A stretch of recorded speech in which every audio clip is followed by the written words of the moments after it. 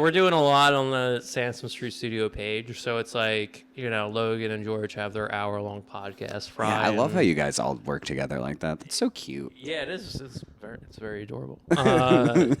Fry and Christian have theirs that go like about a half hour, and then me and Megan have ours that go 25 minutes. So yeah, it works out perfectly that way. We're not, doing it for so many, like an hour long anyway. So yeah, which we're happy with. Because then I do an hour long with Poncho George Mills anyway. So like, dude, you're doing so many things. Yeah, and you have a job. And I got a job. Good thing you don't have kids. I couldn't do kids. Yeah, I couldn't do it. I would have to Casey Anthony him. I would have to.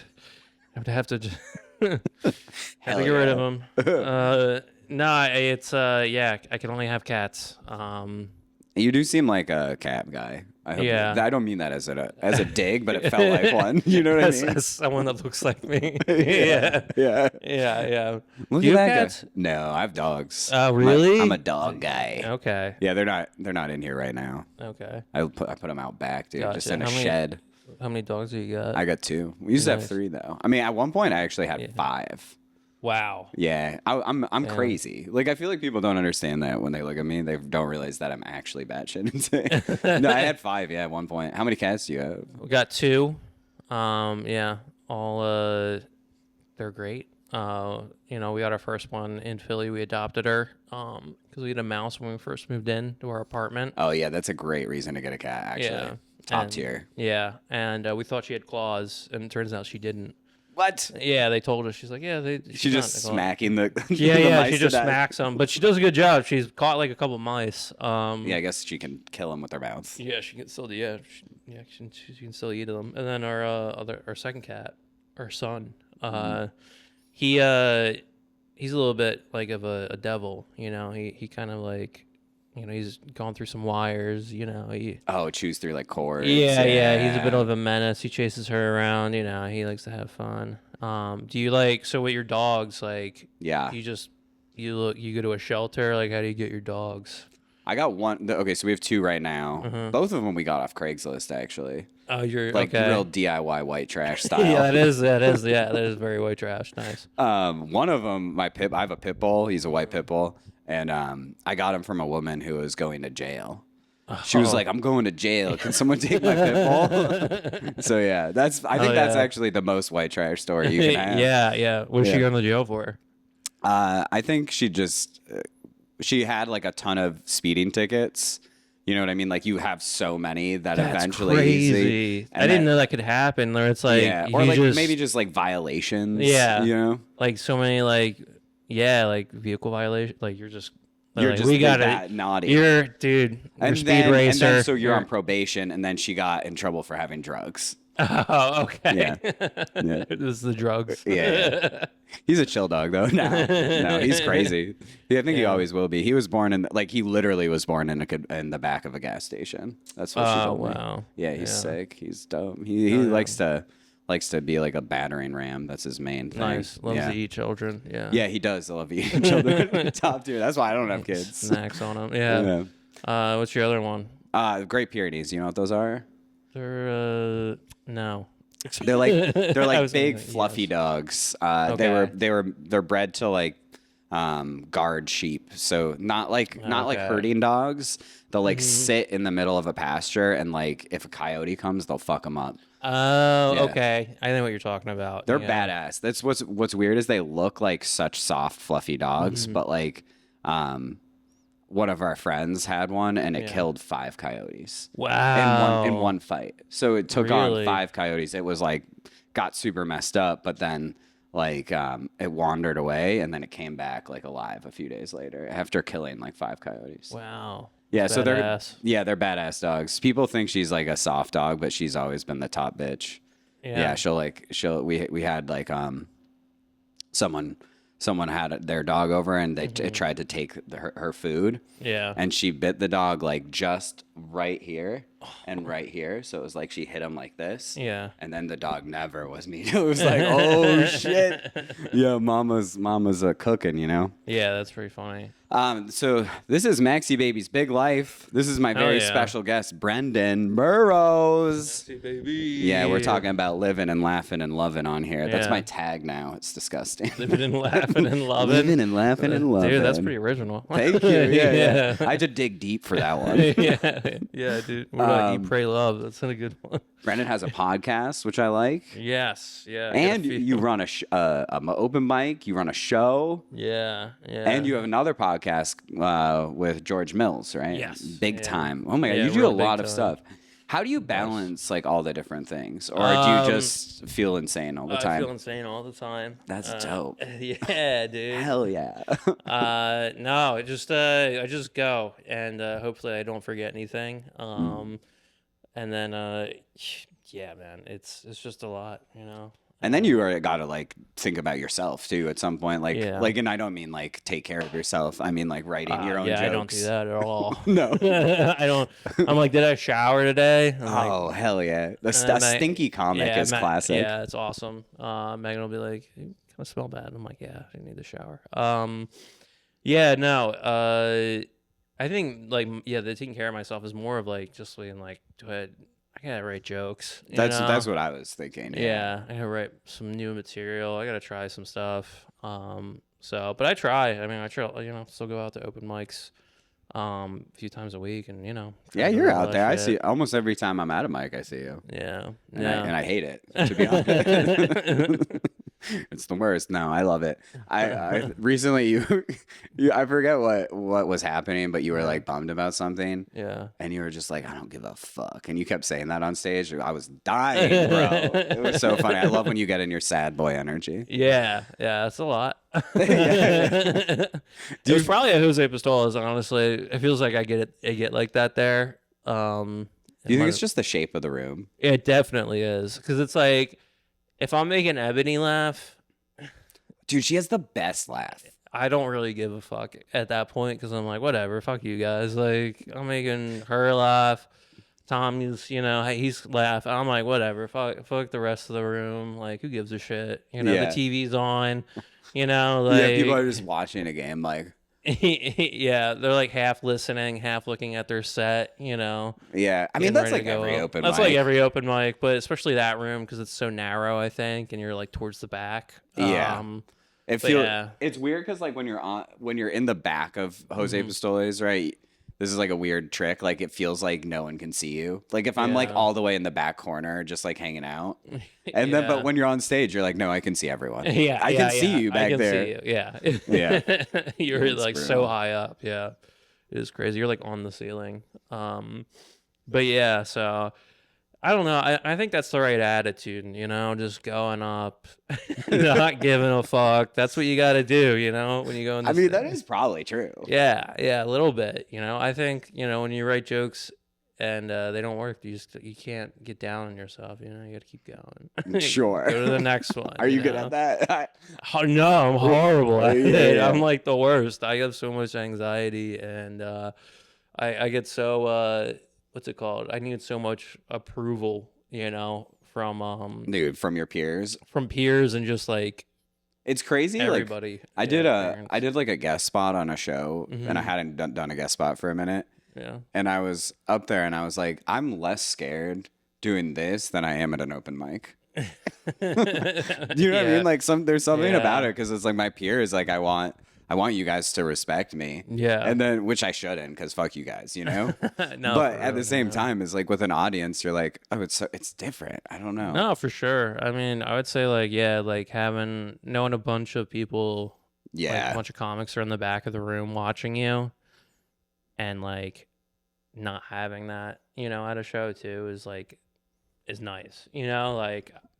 I would rather not have that, a bunch of comics in the back of the room. Just staring at you. Yeah. I do, I like having my friends that, there. Sure. Like, because that's nice sometimes. Unless I'm like, I mean, it is funny because, like, I'll be bombing sometimes and you hear them laughing because it's like, all right, like, they know it's not going well. they know that joke usually works, and it fucking is just fucking. It's not going well. It's whatever. So it's that's always funny. Because you do the same to them. Yeah. I think that is the key, though. If it has to be your friends. Yeah, for sure. It's definitely disheartening to hear a comic you don't like laugh at your mom. Yeah. You're like, oh fuck you, dude. Yeah. You suck. It's crazy how much like emotion we have about this space. I recently did a mic that was like a music mic. Do you know what I mean? Like it was a rap mic. Oh yeah, it's for music. Was it at L Bar? Yes. Yeah, Mike Voss runs it, the rapper. Yeah, he's a cool dude. I had never done that before, and I feel like I wouldn't do it a lot because it just feels like don't like let them have their thing. You know what I mean? Yeah, for sure. But every once in a while, it seems like a cool thing to do. But it was more I was thinking about how crazy it is that like we go up and we have there's nothing behind us. Yeah. So if we're bobbing. Jesus Christ! What, is that your bottle? Yeah, I don't know why. It's so intense. Keep snapping. Yeah, it's like get it. But like if we start bombing, there's nothing behind us. Whereas at least if you're like rapping or something, you have something behind you. Is that worse though to have like a beat? That's funny. I mean, I didn't see anyone really like. Everyone did pretty good when they were rapping. Yeah. I don't know if have you ever been there? I've been there, and yeah, they all do pretty well, and like that is pretty talented. Like that scene, especially in Philly. But yeah, I don't know. I guess I don't know. I could imagine like just like not hitting your raps and just like there's just yeah. Just fuck, what was that part? And it's just like and it's just like you can't keep up with it. Yeah. That's me. I would be like, all right, that's it. That's my song. But I do feel like your other option, like you were either gonna do comedy or you were gonna be a rapper. And there's some like I've seen some rappers now becoming comics. Like there's like it's a back and forth. Yeah, absolutely. There is like there's kind of a crossover, a little bit of that. Rapper comic at this point. Yeah, Do you have any other like hobbies that you dabble in?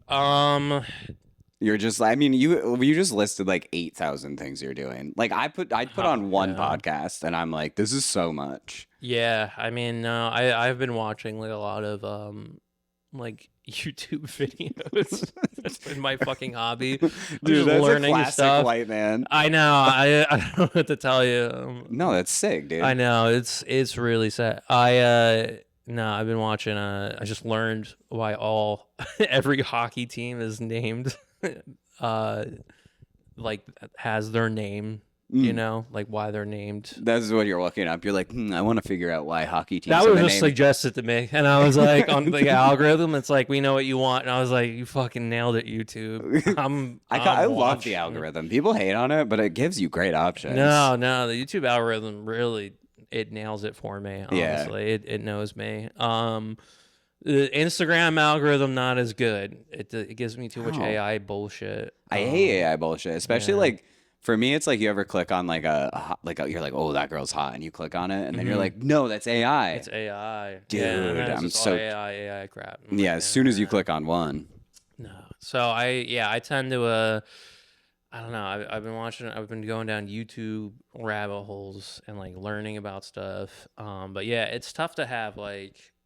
I was thinking about that today. I'm like, I really don't have a hobby now besides stand up and YouTube and podcasting because like it is just like it's all encompassing. It's all encompassing. I literally go to work, I go home from work, and then I'm either at a mic at a show or doing a podcast. So yeah, that's so crazy. I feel like I need time like for my brain to. Like not be doing all the things. Do you know what I mean? No, absolutely. No, I get it. Yeah.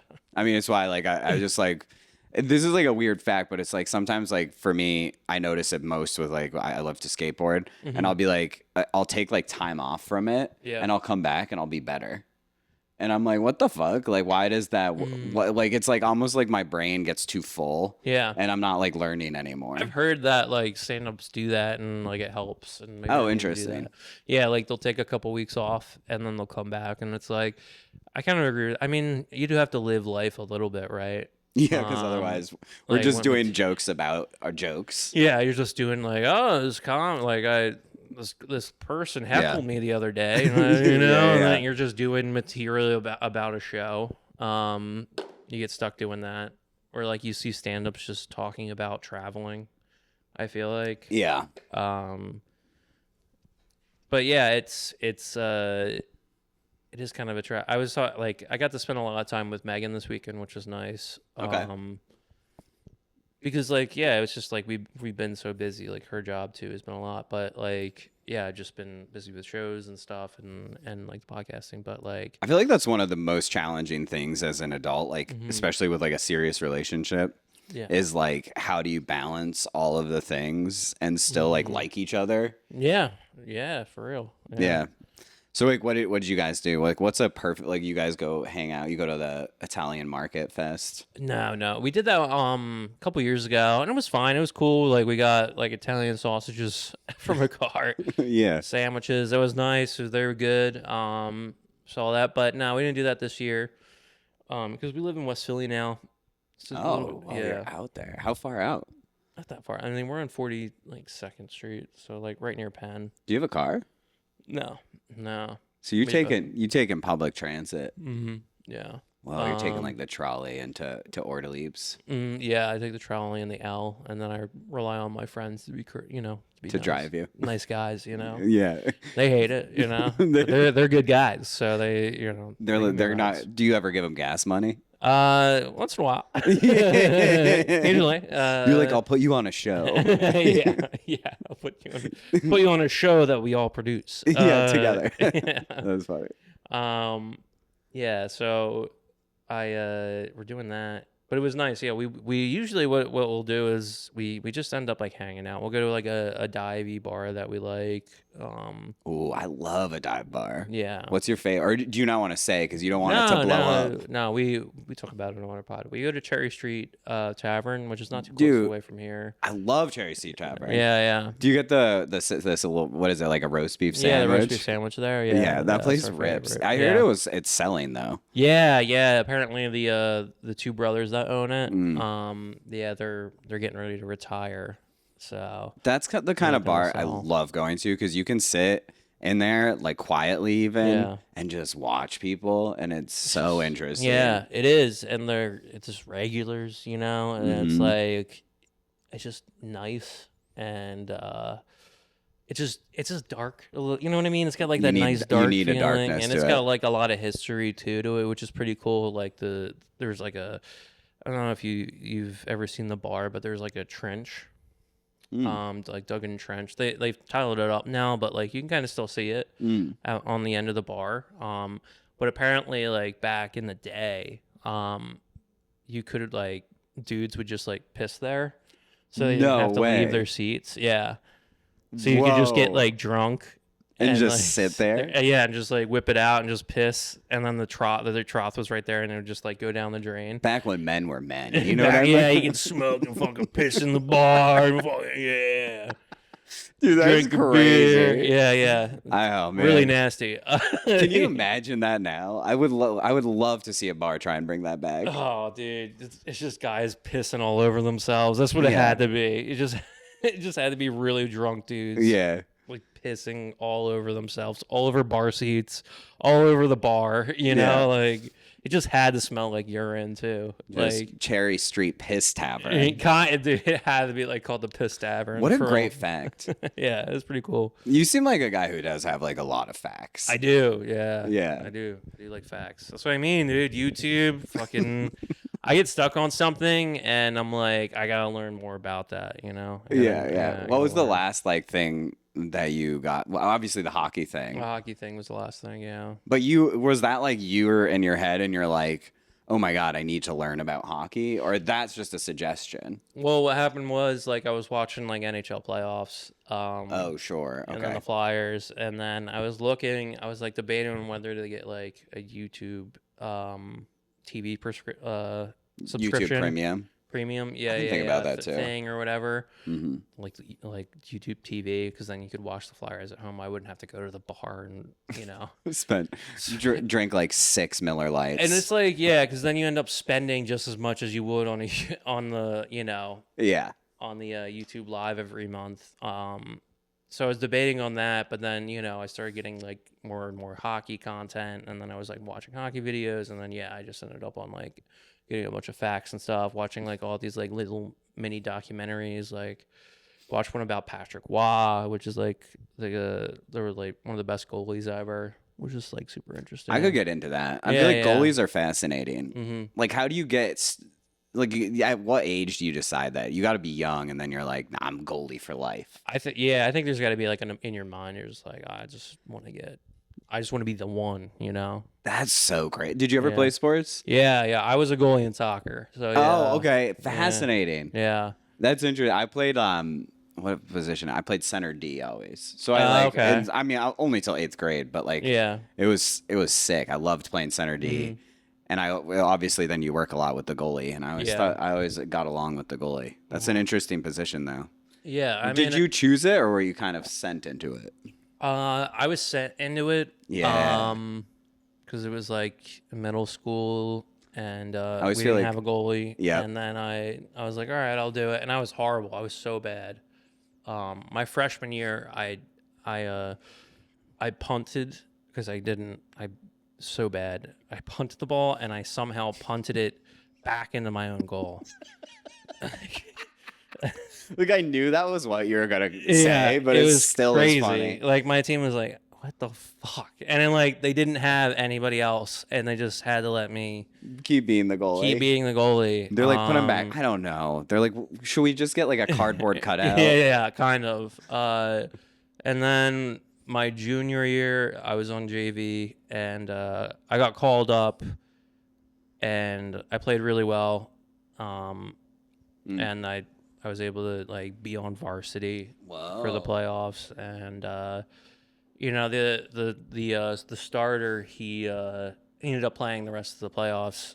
He was really good. He was a year younger than me. He was like this prodigy. But then I was like, all right, well, I did it. Like I got to the limit, and then my senior year, I just decided not to play because I was like, whatever. I feel like I accomplished what I needed to. You know what I mean? It was just like I got there. I was like, that's enough. Yeah, kind of. I was like, fuck it. I was blocked enough goals, dude. I kicked enough of my own goals in. Yeah, there you go. Did you ever? I've always dreamed of like, you ever see when a goalie gets out of the goal and starts and makes their goal on the other team? Do you know what I'm talking about? Yeah. That's sick. You ever do that? No. I was so bad. Like I was bad at kicking. Like I couldn't kick that far. Like I could kick to the 50. But I couldn't. Yeah. But the guy who was like our starter, he could do that. What? He was. Yeah. You ever Google him and see what he's doing now? Yeah. He's in heaven. Oh, yeah. R.I.P. Dude, tough. Yeah. Tanking the whole pod, dude. Yeah. Asking the wrong question. Yeah, no, it's all right, dude. R.I.P. Yeah. What he could have been, Yeah. Yeah, don't, what is it called? If you need help, call suicide prevention. And it was suicide? Damn. Yeah. But no, he was good. He was very good. Maybe that's part of the issue. It's like, I was thinking about that. Like, if you're too good at something too young, I feel like it's like hard on the psyche. Probably, yeah, because like everyone's. I don't know. I don't know because I wasn't. Yeah, I've never been that good. I've never been that good. I was like, you know what I mean? I was like, cool. I was on fucking like I got the varsity junior. I was fine with that. It was backup. I was like, fuck it, cool. Nobody was telling me I was gonna be, a fucking. They weren't Olympian. Like, you should try and do this for college. Yeah, exactly. Nobody was like, you're gonna be on Team USA. You know. They were like, have you thought about how are your grades looking? Yeah. They're like, you need to join the army so you can like go to. Oh my college. God, I always forget about that fact that you were in the army. Yeah. That's also the reason I quit, because I went to basic training. You were doing like ROTC, or you did like. It was like a split option program. It was what's it called? So during that time, like I was technically in the army because like I went to basic training during my junior and senior year of high school. So like every month I would have to go to and like basically like every weekend, like once a month, I would go and like kind of check in and do like it was kind of like a ROTC type program with the National Guard. Okay. And then and then when I graduated high school, I went and finished my job training with the Army. Wow. Yeah, and then were you just 18? Were you 18 like young, or you can do that no, from 17? you can do that in the National Guard. You can join when you're 17, and you can go during your junior. You can go to basic training during your junior and senior year. Yeah. But you have to sign a 6-year contract. Crazy. Yeah. So you can't sign like a 4-year one. You have to sign a 6-year one. That's fascinating. Mm-hmm. So you were in for 6 years. Yeah, but it was the National Guard, so like it was one week in a month. The nice part about that is like I went to college. I was able to. Is it fully paid for? They pay for. They waived it depends on the state, but for New Jersey, where I grew up, it was they waived the tuition, but I still had to like pay for the fees and stuff for college. But they also give you like a grant every semester, like a stipend or a bill, like a Montgomery GI Bill. But it paid for a little bit. I still had to take out loans. Like you still get fucked. It doesn't really. Do you think? But you're like, it was worth it. It was worth. I mean, kind of. It was. I still saved a lot of money compared to other people. I mean, I'm still paying off my debt, but I went to art school, so what the fuck am I doing? Dude, it doesn't matter what you do. Like that is true. It doesn't matter what you study, right? It doesn't really, unless you're doing like you become like a nurse or a doctor or like engineer, something specific. Yeah. Where it's like you need this certification. Like it doesn't fucking matter. Yeah, totally. It's like. Did you like college? Yeah, I like college. It was fun. Okay. I went to Rutgers Camden. I feel like people have fun there. Like everyone I've talked to who went there is like, it's fun. It is. It's like it's chill. It's a commuter college, but there's like still like stuff to do. There's still parties. There's still like some fraternities and sororities. There's still like a little bit of. Were you Greek life too? I was Greek life. Yeah. Oh, yeah. Which that wasn't a good decision. That was just like splitting time. I was involved in too much because I was like an RA. I was in Greek life. I was like. It sounds like this is a theme of my life. Yeah, I'm involved in too much. I get committed to too much. Yeah. I don't mean to analyze you. No. But it's like we all like have the same patterns. Like it's like I do the opposite. I'd be like I'm out. Yeah. I pledged a frat for one night.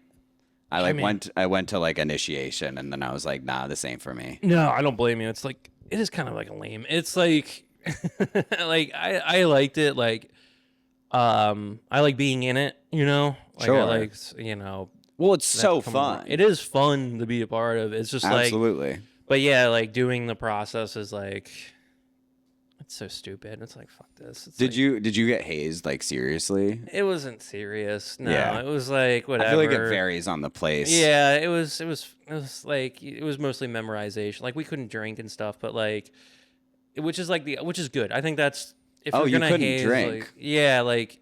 Like a lot of fraternities, I think that's what the problem they run into is like they make their initiates like drink and then they get annihilated and then they end up dead. I mean the first night of initiation that I went to, they had like I think it was like 6 kegs in a room and they're like no one's leaving until these are gone. Yeah, and I was like I'm gonna though. Yeah. I mean that's like but that's how you get alcohol poisoning. Ours was more like don't drink, don't do drugs. You have to, maintain your studies. You have to like learn about the history of the fraternity. That makes sense to me. Like that's the old version of a fraternity. It's like a more about like creating a structured environment for people to thrive in. Yeah. And create like networks and stuff. Yeah, but then after you graduate, you just go fucking crazy. Or after you get through it. You know what I mean? So initiation is like actually like the most tame part in some level. Yeah. And then, because then you get, you're like structured and then all of a sudden it's like, go nuts. But yeah, it's, I mean, it was fun. I had a good time. Definitely drank a lot. In college, you mean? Yeah. Yeah. feel like that's a good time to do it, though. I feel like the best years to party for me are either like it's like your junior, senior year in college, and then like those 2 or 3 years after. Yeah. You like let it absolutely rip, because it's like you don't want to be doing that at like 35. Yeah, that's true. 35's tough to be doing it. I mean, I'm feeling it at 31 if I stay up, past 3 a.m. at this show that I do. For the Friday night show. Yeah. Yeah. I started this new bartending job, and I work like closing shift now. Yeah. So I get out at like 4 a.m. And on Saturday this week, I got home after the paper arrived. And you're like, you're just like, whoa, I'm like a hooligan.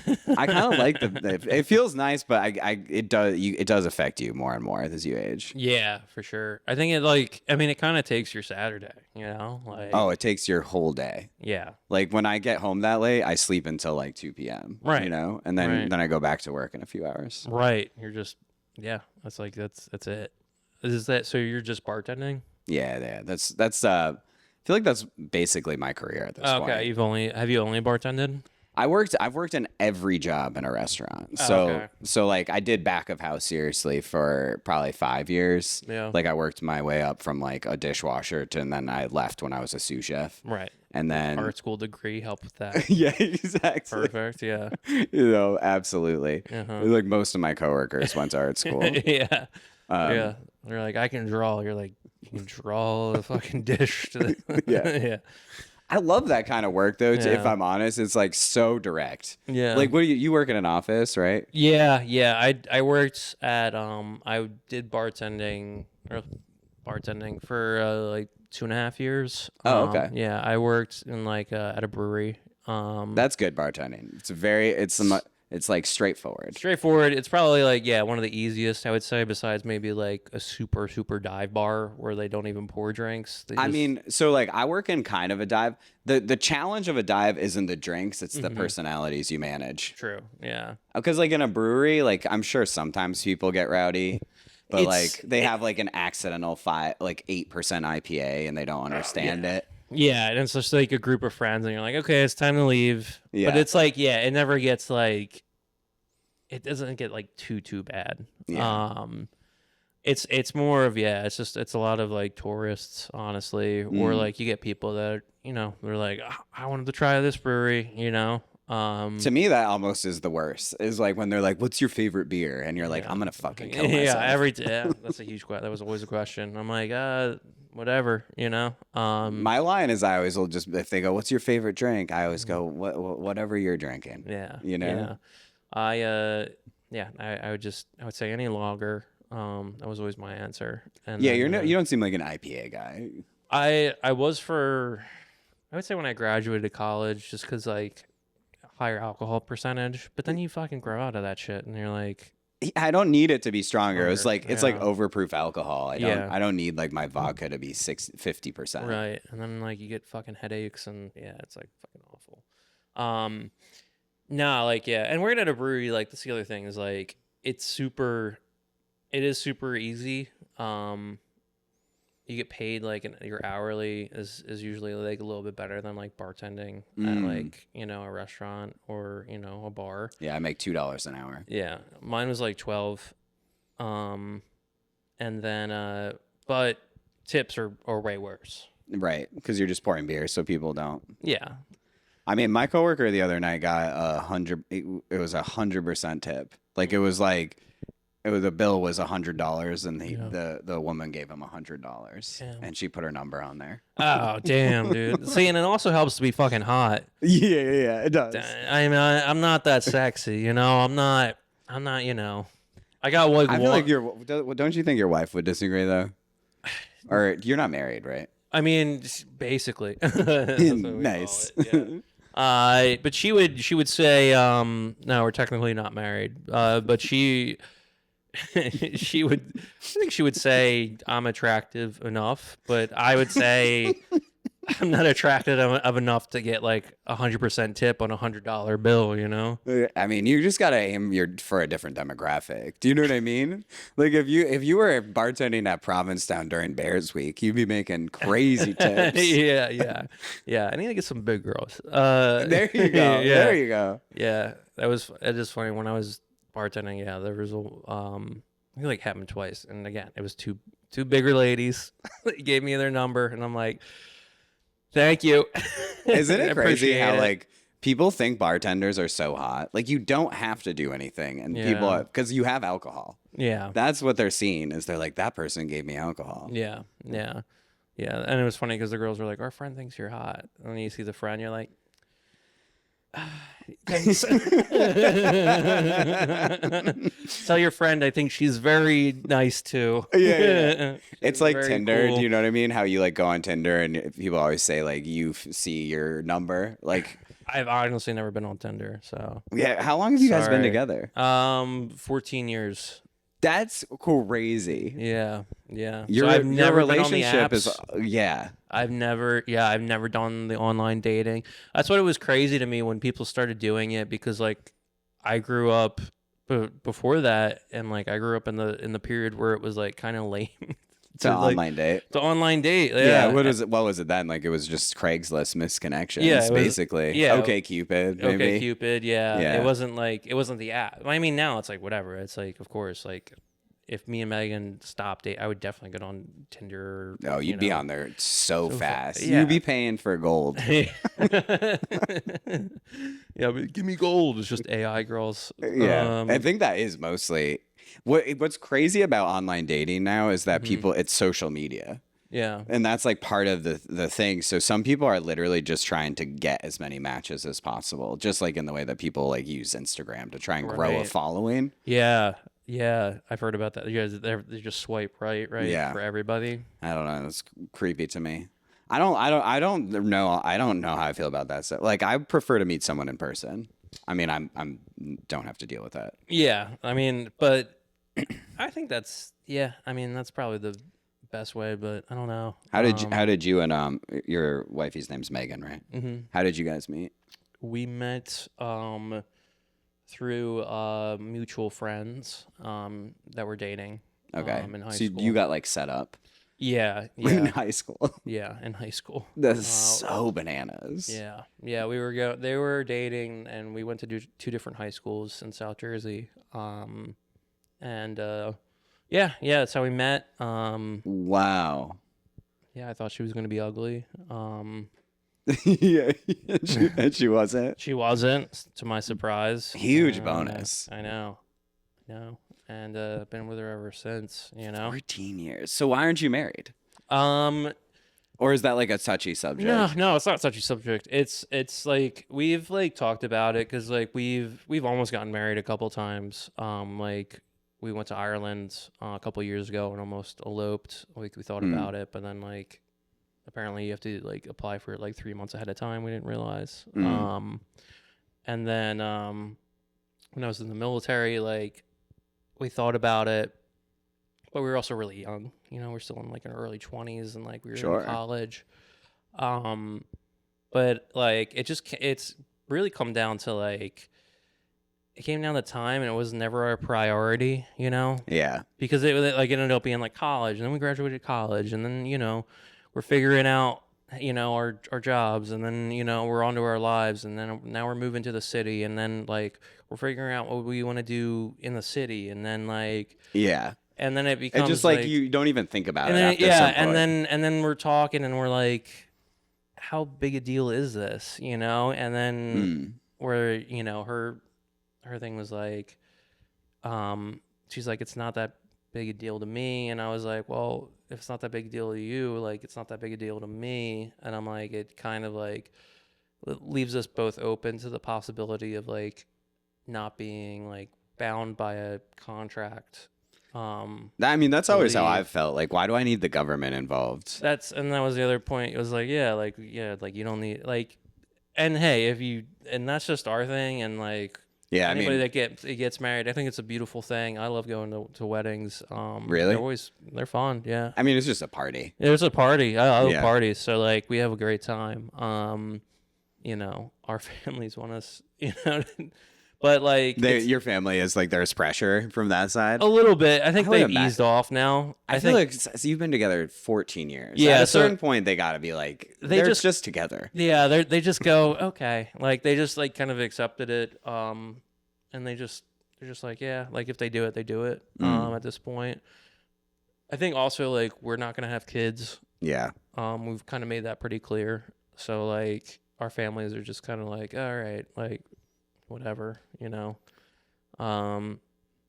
Yeah, so I mean, if we do, maybe one day, but it probably won't be like a wedding or anything like that. It might be like a small thing, and then maybe like an after celebration type thing. But get some hoagies or something. Yeah, or like an after party at a bar or something. Like I don't think like because we also like we're not like. I mean, we have a podcast together, but like, we don't like attention. But we're literally doing a podcast together. But like, we don't like attention in that way. Oh, you don't? Yeah. Isn't that a funny thing though? Like, I find myself being like, I don't love attention, and then I have a podcast. I use the name Maxie. Come on, that's clearly I want attention. You know? Like we all do. I think it's not like it's a different type of attention. You know. Yeah. I want to control the way you look at it. Yeah. At least on some level. I don't know. I feel like the idea to me of like picking out the stuff for a wedding, like I think about it for a second and I go, that's great. Like, oh, you got to pick out flowers. Yeah. Just imagine that. It seems like a nightmare. It's a lot. It's a lot of planning. Like people that do it, it's like for you to have the time, that's great. I mean, we were just talking about like time and like, I think for my full focus is like I'm really trying to make comedy a thing. So like to like put that on the back burner to be like let's plan out this party that is going to cost money that I don't have. Especially because like if you're like I'd rather throw just another comedy show if I'm gonna like plan a bunch of shit. Yeah. You could do like a wedding. You guys could get married on a comedy show. Yeah, she could do improv. Do stand up, yeah. An improv and comedy show. Why does stand up and improv?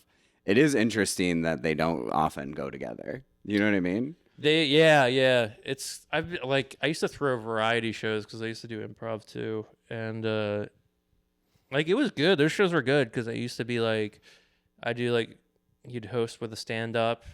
Okay, that makes sense. Then you have a stand up go on and do like 5 to 10, and then you'd have an improv team do like their set, which is like 15 to 20. Another stand up go in between, do like 10, and then you'd have your final improv team do like 20, and like that actually seems like it would be a good show. Yeah, it was pretty good. Like it was a good, like they weren't bad. And usually like here's the thing is improv audiences they can be a lot of fun. You know. They're because they want to participate. They want to participate. They want to laugh. You know, they're there to laugh. So I think sometimes stand-ups are like, "Oh, this is pretty easy," and it's like, yeah, because like they're used to going up against like a open mic audience. It's like, yeah, maybe a little bit tougher, or even like So you don't still do improv? You were like, no, I stopped doing it. Like I just fully concentrated on doing. I do feel like it's like eventually you got to choose. You know what I mean? You have to like fixate on a discipline. Yeah, for sure. Yeah, it's definitely tough to do both. I think it's a lot. I mean, stand up is with the amount of like writing and producing, I think it takes up a lot of time. So yeah, I don't know. I mean, improv's fun though. Like I definitely like miss it, like the fun aspect of it, What's fun about it? Just like working with other people in a collaborative manner. Yeah, and it's like you don't have to like really like think too hard about it. You just go, everything, because everything's made up on the spot. You have a form that you have to learn, but other than that, like, yeah, it's just kind of about like being silly and having fun. So like, it is interesting because like I like low level improv is like hard to consume on some level. Oh, absolutely. Yeah. But all my favorite, most of my favorite funny people, I should say, are improv people. Yeah. There's something about like letting go into that silliness that I think is so you're like, oh my God, just being silly. That's all I ever dream of, you know? Right. Yeah. Like some of the best comedic actors, were improvisers. Yeah. Yeah. I think there is like something really special about that. Yeah. And stand up, is a little bit more rigid. You think like structure wise, like just that there's like specific ways you're supposed to do it. Yeah. Whereas improv, I guess there are still ways, but there's still ways, but it's like, it's more loose. Sure. It's, it doesn't have to, fit a certain way, I mean, I guess neither does stand up. I think it's getting more, looser. Yeah. Yeah, I know what you mean. Like, there's like more and more like variety. Like, I just watched like Chris Fleming's special. And it was really good. I really liked it. Really funny. Yeah. And you go, what is this like? I guess on some level he's. I always feel like they should use they, but they don't. Yeah. But it's like there are still like kind of classical joke structures. It's just absurd. But yeah. I don't know. I thought that was fun to watch though, because it was something that's a little bit different. Than Who are some of your like go-to like favorite? Like oh, that's my favorite stand-up comic. I know that's always a hard question. No, but it's no. Like I really loved like growing up, like Bill Burr and I watched Daniel Tosh and Tom Segura, and then I really loved Louis C.K. and then Dave Chappelle. Those were like definitely my go-tos. And now more recently, I really started to watch, like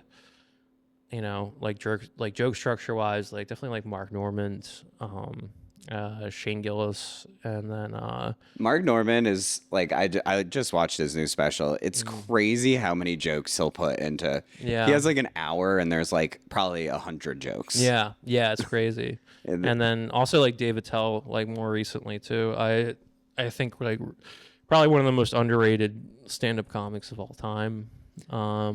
I think it's fun. Like have you been to the Cellar? I haven't been to the Cellar. No. Oh my God. I've only been once, so I'm not like saying it like that. It's just, it's so inspiring because you get to see like, I mean, the night I was there, the reason I thought of it is Dave Attell. He basically closes there. Yeah. Almost, I think 5 nights a week or something. Yeah, I think, right. He's always there. And it's just so fun to see someone of that caliber work that like close to them. And you're like, whoa, that's how you do it. Yeah, it's I saw him at Helium. Oh, fun. Yeah, and also I love Helium as just a room. It's a great shape space. Yeah. But he it was like him and then Maddie Weiner, who's a really good comic, New York comic. She like writes for SNL. Yeah. And Ian Fidance was on it too. And it was probably like one of the best shows I've ever seen, just like top to bottom. Courtney Reynolds hosted. He's a Philly comic. I think he lives in Boston now. And he like, just like all the way through, just like, so it was so funny. Dave Attell at the end was just amazing. It was just like, it's like another level of like, to me, like I would be pretty satisfied just doing if you are passed at the Cellar and you're just like get to work there.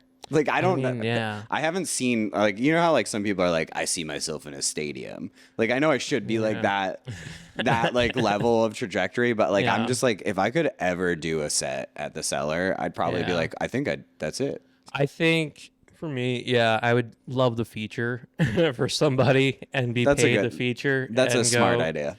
And go around the country and make money that way. It would. I mean, that's how you get good. Yeah, and then not have a job. Not have a job. Yeah, and just that would be my job. That would be amazing. That would be. I mean, how cool is it that the thing we're trying to like grab is that we just want to be silly for a living? Yeah. It's like, so I think that to me is so exciting. Like, like to be like, oh, I don't have a job. My job is just writing silly thoughts, and hopefully you guys laugh. Yeah, that's like so cool. I know. That's why, like, I don't know, like for me, like where you say you step away, like that's why I feel like I have to step away like a little bit, because it's like you just gotta like take it not as serious. Like, and like when I said like when you're like, oh, you went up there and you didn't care. It's like, yeah, like I feel like that's the thing is like.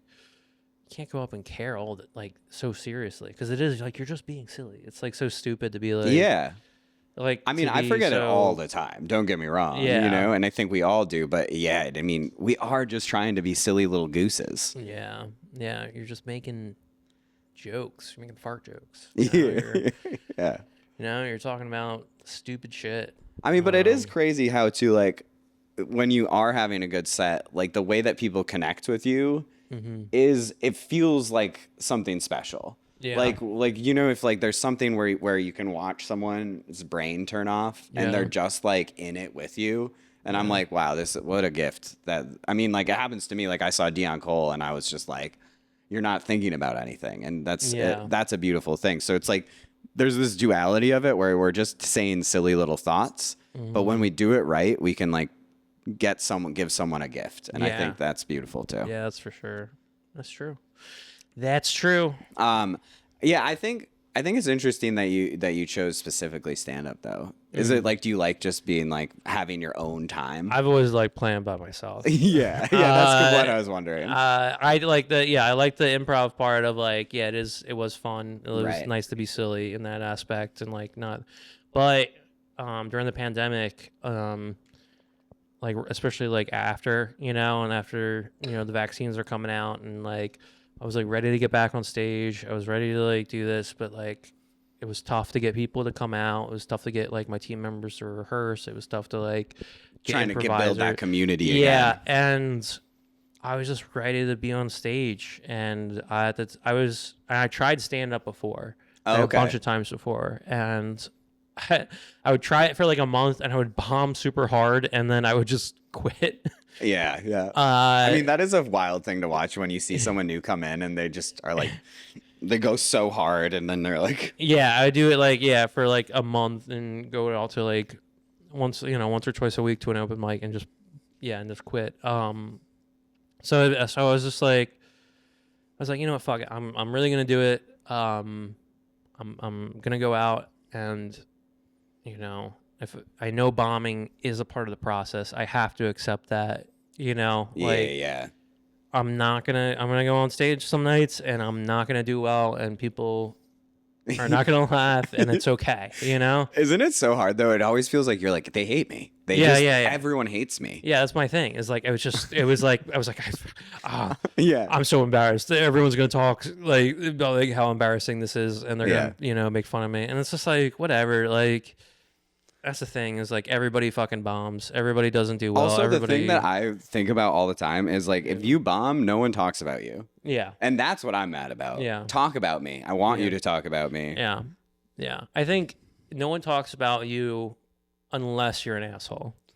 Oh, okay. Good. That's a good addendum to it. Because if you bomb a bunch and then you're a fucking dickhead, or like you do something that pisses off somebody, then it's like, they'll be like, Annie, they're not even funny. Exactly. Right. Yeah. Then it's like, and they're fucking not even funny. Like, yeah, they're gonna come up and be a bitch about not getting a spot, and they're not even funny. Like, but like, if you're a nice person and like you go up and you bomb, and like that's just, you know, that's just a part of the game, and then you just it is part of the process, right? Yeah. Do you feel like there was a moment though, like, because I don't feel like when I see you now, like you're you know, obviously you're working on stuff, but I feel like you're not bombing all the time. Yeah, you're usually doing pretty good. So is there like do you remember there being a moment where you were like, oh, I'm like, it's starting to turn? No. I don't even think there's a moment right now.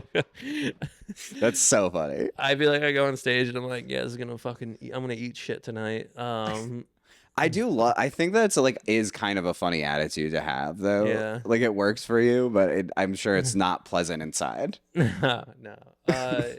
I do know, like, I don't know. I do know some, like, I have like my showcase material, which I know, like, I'm confident in. Oh, okay. So you have stuff you know works. Yeah. Mm-hmm. But when I do open mics, I try to do like material that I'm working on. I try to do new stuff. Yeah. I try to do like stuff that I'm not confident in. I try to do, you know, because you know I'm trying to do it for me to see if it works. That way I can take it to a show and maybe turn it into something. Right. You know, add it on. So like I feel like, yeah, like so that's why I'm like, yeah, like I'm not sure because you know, a lot of times I'll go up to, and bomb at an open mic because I'm like, this is like new stuff. Like I don't know.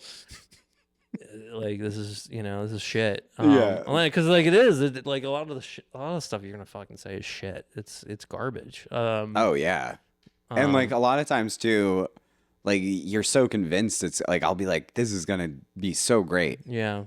And then you go up there and then you're like, people are like, you're being so racist right now, or like, and you're like, damn. You're like, yeah, but was it funny enough? You're so racist. They're like, no. Nope, like, just racist. And you're like, damn. Yeah. Right. Well, how about this homophobic thing? Yeah. No. Still bad. Not good either. Oh man. Yeah, I don't know, but even showcase stuff too, like like there's stuff like I'll feel confident in and then I'll do it for like 6 months and then it's like for some reason it's just not working anymore and it's like fuck, all right, well I guess I have to get rid of that too. Well, do you think some of that is like just you get sick of it? Do you know what I mean? Like for sure, yeah, definitely the vibes, like you don't want to do it anymore, or like you're just not confident in it, or like maybe just your tone and the way you do it doesn't work anymore. Because I find like I have the most fun with something in the beginning, right? Like, oh, for sure, yeah, because you're excited. Yeah, you do it like you're like, because you're like, then you're like, ooh, it could go either way, and that's fun. But like once you're like, this is good, and then you say it and it bombs, you're like, oh, yeah. You're like, okay, well, I guess it is bad. I guess this does suck and I hate it, and so you guys. Yeah. And I suck. It's so hard to get out of that mentality, but I mean, I don't know. Yeah. I've been trying to like visualize success just in general, like as a maybe I'm like back in therapy. I'm trying to take better care of my brain, so I'm like good. I'm trying to do that too. Yeah. I'm trying to I'm trying to sign up for therapy. That's good though. Yeah. I mean, because like obviously I think there's some parts of comedy where that's not useful, but like just in life, I'm like, geez, why am I only thinking about the most terrible outcome of every scenario, you know? Yeah. It's definitely like paranoia. Yeah, sure. I mean, I think about that too though. Like you're like on the negative side of things, or you're like you perceive a good outcome? I think I tend to like try to perceive a better outcome. Yeah, like I tend to like go positive, but like when it comes to like comedy, it usually goes negative. I don't know why, but yeah, for that it usually goes negative. I'm like, this is gonna be fucking shit. Like this show's gonna be awful. This joke's not gonna work. I think my issue is like when you're like that comedically in a comedic space, it makes me laugh. Oh, really? Yeah. I don't know. Again, like I don't know how it feels for you, but I find it very funny because it's like so not based in what's happening. Too. Yeah. It's like you're working hard. You got like all these shows. You're doing good, and then you also are like, it's bad. Yeah. Yeah. I don't know. Yeah. I have no I'm trying to work on my confidence. You know, I'm trying to. Well, that's, I think, a hard thing, too, like when you're in a relationship for a really long time, because a great way to get some confidence is just, like, flirt with a new woman. You know what I mean? Yeah, you're right. That's what I should start doing. Let's start flirting with some women. Yeah. I think that is the answer. I don't want to have sex with you. This is just for confidence. I think you could probably say that. And get away. I don't think I could. I don't think she would like that. Oh, sure. Yeah. No, she would fucking hate that. No, I swear it's just for confidence. I swear, babe. You could bring her with you, you know, have her next to you, like arms close. Let's see what you have.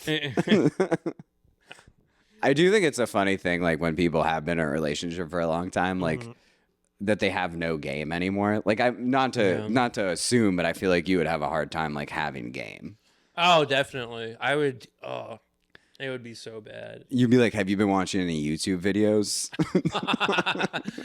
Like this hockey stuff. I know. Ask me any NHL team, and I can fucking tell you why they're named that name. It's crazy. Go ahead, anyone. I know it. Yeah.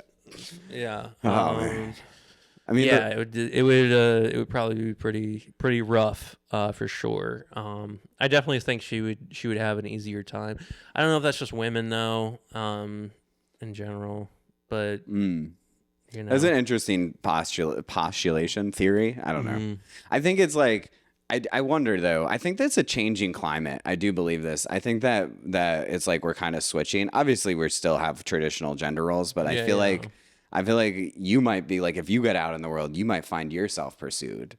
You'll just be out drinking a Modelo, and like you'll be like, oh my, all these women won't. I can't fend them all off. Yeah, you know. Yeah, for sure. Yeah, that could happen. Yes. If you're all these beautiful plus size ladies, I can't get them off of me, dude.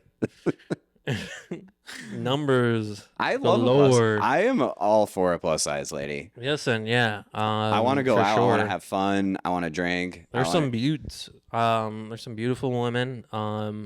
I would definitely be dating a lot of them if I was single, for sure. So there's nothing. I just want to say I'm not against it. I think you're all beautiful. Yeah. You're open-minded. All beautiful ladies. You support all women. I support all women. Yeah. If there's one thing that we know about you, I do. But yeah, Megan. You know, I think she would definitely. I think she would crush. You think she's got good game? I think she would have good game. Yeah, she gets like when she goes out by herself, like she'll get hit on. Does she ever get hit on when you guys are out together? No, not you. No. That's always I was trying to think of like if there's a time, and I'm like, you're like, hey, I'm here. Hey, I'm a man. I'm a man. I might look like a lady, but I am a man. Or like, okay. Yeah. Yeah, I got a cat tattoo. Yeah, I'm a man. I'm tough. It matches hers. We're together, okay? Yeah. Oh, that's cute. You guys have matching tattoos. We do. We got matching tattoos this year. Yeah. That's adorable. Yeah, that's our rings. A little less expensive, you know? Yeah, exactly. And you can't lose it. Can't lose it. Yeah, that's so true. It's beautiful. Of your children. Oh, yeah, those are our kids. Yeah. Yeah, I know, dude. People are like, you really love your cats. And I'm like, well, you know, I love her. It's more about... You really love her. Yeah. I mean, I love both of my cats and her, but it's just like, people are like, you really love the cats. And I'm like, yeah, but like, she has the same tattoo. It's more like a symbolic thing for both of us. But yeah, sure. Yes, I love my...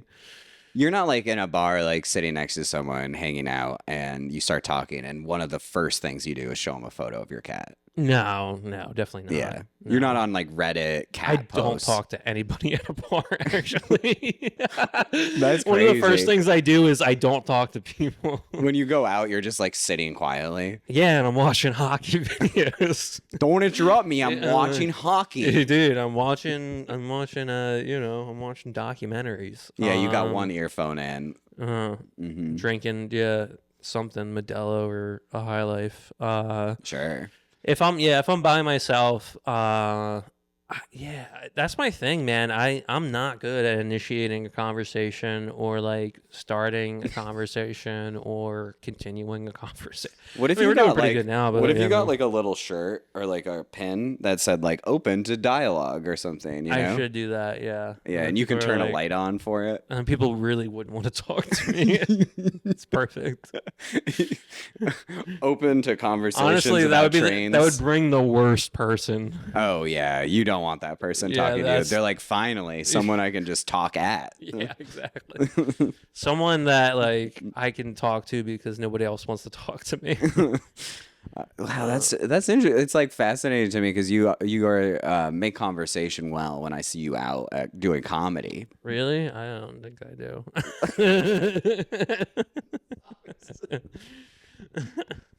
Oh man, I think you're so in your head about it.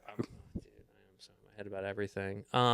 Yeah, I think I do okay with it. I think I'm like I can have a conversation for a little bit, and then I'm like, all right, we're good. Like, Yeah, I mean, sometimes like it's especially if I'm like I'm really thinking about what I'm gonna do, I'll really mess up a conversation. Yeah. Like, you ever do the thing where you like see someone that you know in like a comedy space and you don't know what the greeting is? Like, I'm like always like handshake, pound it, are we hugging? Oh my God, yeah. All Could the someone time. just tell me which one you want? Kiss on the cheek. What do you want? Yeah, what do you go with? I like a handshake. I do a pound, but then everyone does the handshake, and then they get offended because I'm going for a pound. Yeah. And they're like, "Oh, you want to do a pound? I thought we were handshake people. I thought we were close enough to a handshake." And I'm like, I don't know, man. Like, I see you every fucking day. It doesn't mean anything. It doesn't mean anything. Yeah. I just hi. Like, come on. That's one thing. The open mic thing with the fucking like the fist thing. Like, you have to say hi to everybody or they get offended. That's another thing. I'm just like, I see you guys. We see each other every day. You know, like, what are we doing? Yeah, I think that we should allow each other the grace to not do it all the time. Yes. Do you know what I mean? Like, it doesn't have you don't have to say bye to me. Like, right. I mean, obviously, like, I've had those sensations of like, my friend didn't say bye to me, but I'm like, no, dude, everyone's like doing their own thing. Like, maybe they have to run to work. Like, you don't need to say bye to me. Maybe you could even just give me a fucking nod. Bombed. Yeah, exactly. Maybe you're like feeling like crap about how you did. Yeah. Maybe I wrote a fucking joke where I'm like, this won't fucking kill, you know? And then I called Logan and I'm like, this joke's great. And he's like, no, that's terrible. And I'm like, no, you don't get it. And then I went on stage and it was absolute dog shit.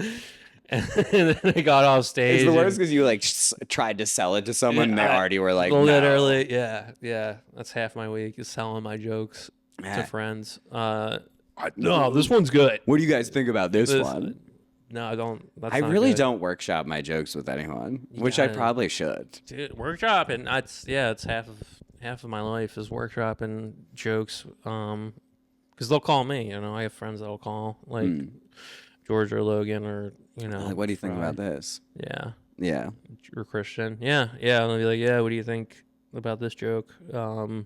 That's so fun. That's so fun that you guys have that kind of relationship. Yeah. But see, it's like you were saying that you like to play alone, but like, here you are with all these pals that you do stuff with. Yeah, I mean, I like to like.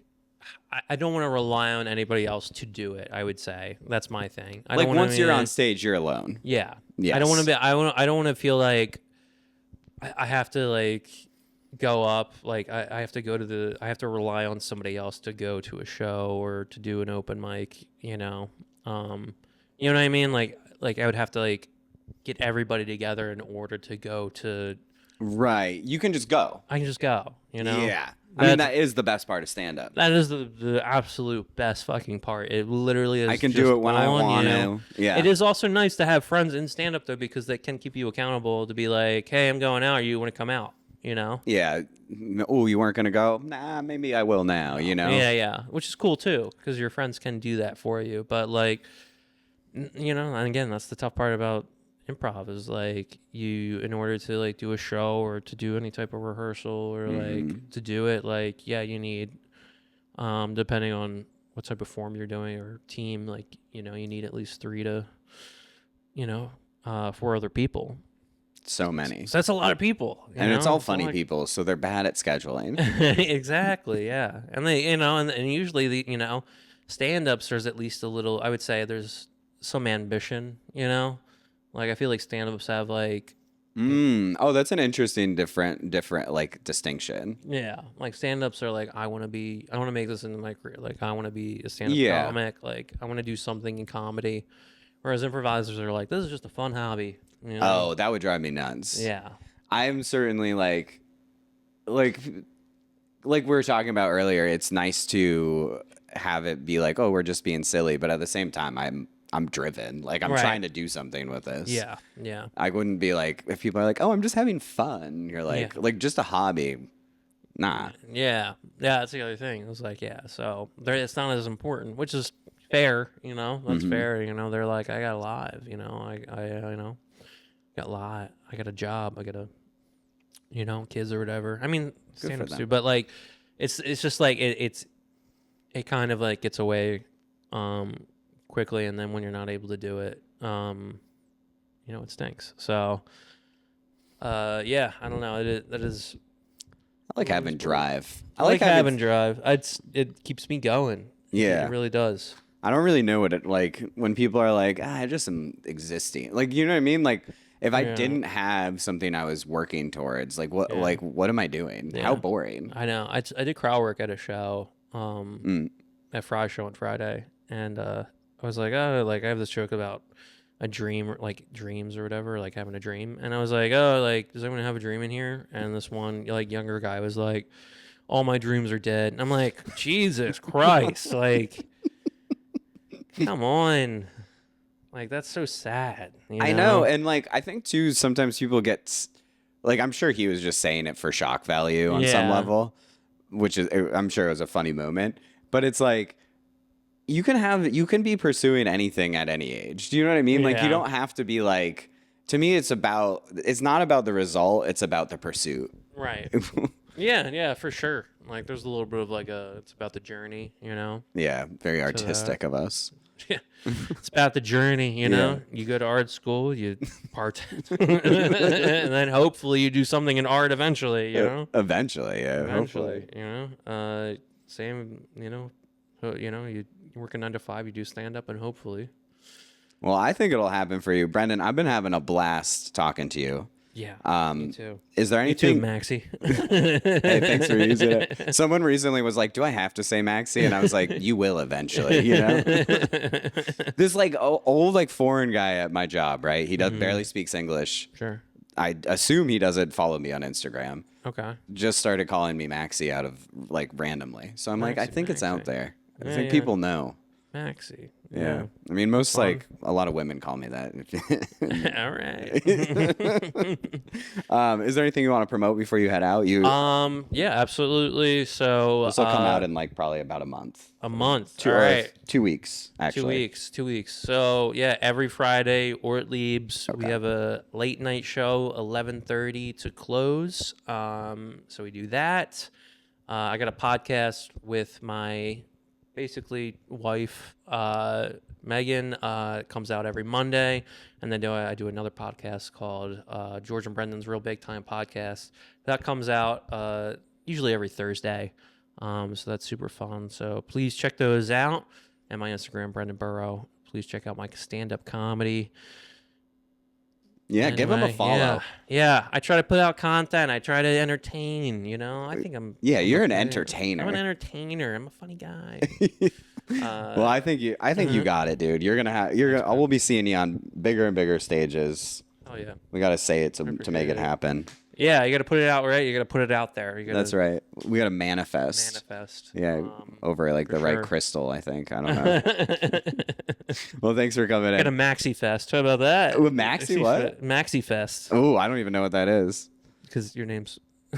God, I'm dumb. Thanks for watching. If you made it this far, like and subscribe. I don't know. My Instagram's MaxieBaby is very sorry or MaxieBaby's Big Life. Thanks so much. Bye.